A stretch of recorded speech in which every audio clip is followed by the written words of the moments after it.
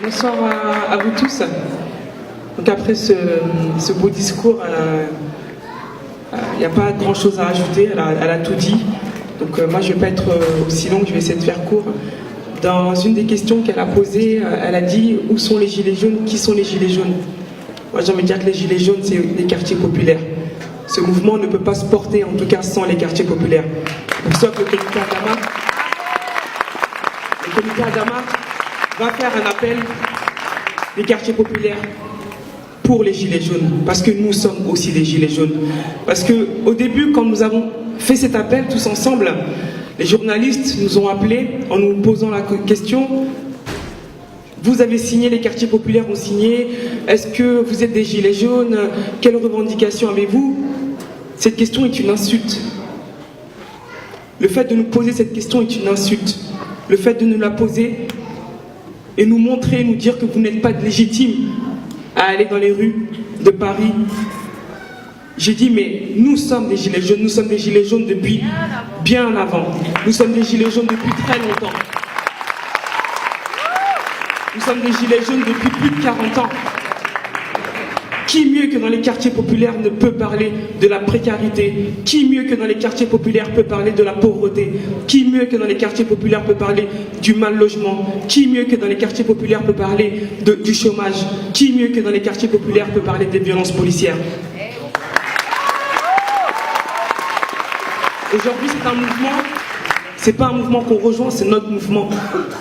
Ce mouvement, il fait partie, nous sommes des gilets jaunes depuis plusieurs années, et politiquement en plus, parce que nos quartiers populaires, nos quartiers sont politisés, nos quartiers sont politiques, nos quartiers ont mené des mouvements, nos quartiers ont soulevé des mouvements, nos quartiers se sont toujours défendus. Cette loi qui va passer, qui est demandée pour interdire les flashballs, nous, nos frères, ces flashballs, ils les prennent depuis des années. Et le regret que moi j'ai aujourd'hui, c'est que malheureusement, beaucoup de personnes aujourd'hui qui sont aussi gilets jaunes ne se sont pas levées à ce moment-là en disant ces jeunes dans ces quartiers ont pris ces flashballs. L'année dernière, en 2018, il y avait le procès de Madame Kébé. Cette maman, cette mère de famille, qui était dans son quartier, qui passait, où ses fils se faisaient interpeller. Elle a pris un flashball. Moi, j'étais au procès, le comité Adama était au procès. Cette maman, elle a perdu un œil. Il n'y avait pas beaucoup de monde dans ce procès-là. C'est un flashball. Elle est restée une semaine dans ce procès, elle est restée digne. Les policiers ont été acquittés. Et ce qui me fait mal, c'est qu'il n'y a pas eu ce mouvement-là, en tout cas pour Madame Kébé. Parce qu'aujourd'hui, si on doit interdire les flashballs, c'est pour l'œil que Madame Kébé a perdu, qu'elle ne retrouvera plus jamais. Ses enfants, ils étaient à côté. Certaines personnes étaient à côté. Quand on va manifester, quand ces gilets jaunes vont aller demain, c'est aussi pour marcher, aussi pour dire pour Madame Kébé. Cette maman de quartier populaire qui a perdu son œil et qui, ses fils, ont été condamnés ce jour-là. On se bat dans nos quartiers. On nous pose la question, pourquoi les jeunes des quartiers ne sont pas dans les rues de Paris? J'ai envie de dire, mais pourquoi les gilets jaunes ne sont pas aussi dans nos quartiers? Parce que les combats se font aussi à l'intérieur du quartier. Les combats se font aussi aux abords des quartiers. Parce que le combat, on le fait depuis longtemps. Sauf que la différence qui se passe aujourd'hui, c'est que c'est national. Et c'est national, on va aller ensemble, c'est pour ça que nous sommes là. On va aller ensemble, main dans la main. Sauf que la différence, c'est que nous, dans nos quartiers, on n'a pas besoin d'aller manifester pour se faire tuer ou pour recevoir de la violence policière. Les gilets jaunes aujourd'hui, malheureusement, qui vont manifester, eux, il faut qu'ils aillent manifester pour subir ces violences policières. Sauf que nous, on n'a même pas besoin de se déplacer. La violence, elle vient à nous dans nos quartiers.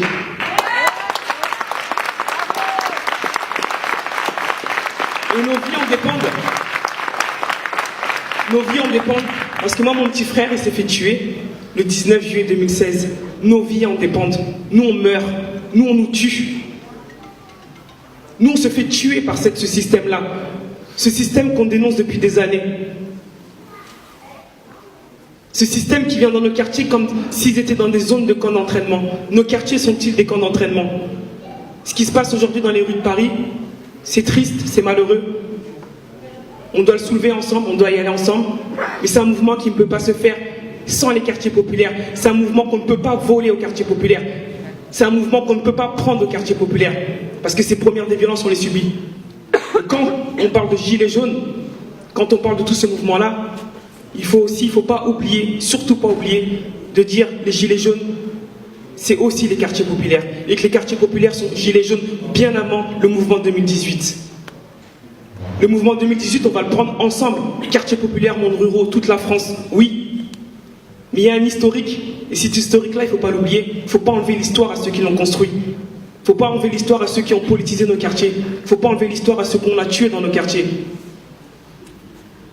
Parce que nos vies valent d'être vécues à nous aussi. Mais quand un mouvement se porte, qu'il y ait un minimum de respect, de considération, en disant dans nos quartiers, il y a eu des quartiers, les jeunes se font tuer, des jeunes meurent, et Madame Kébé, elle a perdu son œil. Cette maman, elle a perdu son œil, flashball. Donc l'interdiction, moi, du flashball, je la demande aussi au nom de Madame Kébé.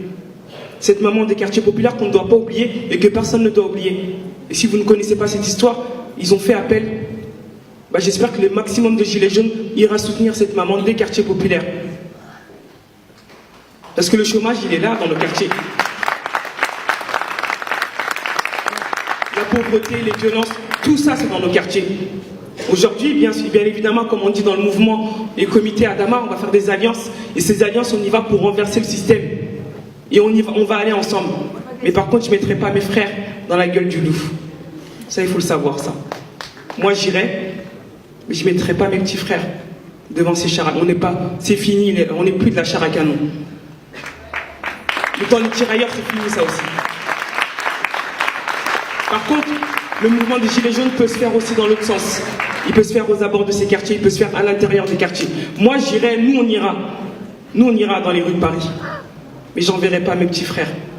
Je les enverrai pas se faire tuer. Parce que la question aussi qu'il faut se poser, demain, s'il y a un jeune noir ou arabe issu des quartiers et un gilet jaune du monde rural, à votre avis, sur qui le policier va tirer en premier? Parce que c'est ça la question qu'il faut se poser aussi. Parce qu'il faut savoir que s'ils viennent, s'il y a un choix à faire, le choix il sera rapide et radical et sans réflexion. On va nous tuer tout de suite. Nous on ira, nous on va faire l'appel. Les quartiers populaires, on ne sera pas la 5e roue du carrosse. Aucune décision ne se fera sans nous, aucune décision ne sera prise sans nous. Et si les décisions doivent être prises, on doit être autour de la table. C'est pas les décisions sont prises et on arrive après et on nous les impose. Parce que quand toutes ces lois vont passer, pour lesquelles on se bat, les premières personnes concernées, ce sera nous. Donc demain on ira encore toutes les semaines où on va se battre au nom des quartiers populaires, pour les quartiers populaires, pour le monde rural, pour la France, pour renverser ce système qui est répressif et violent.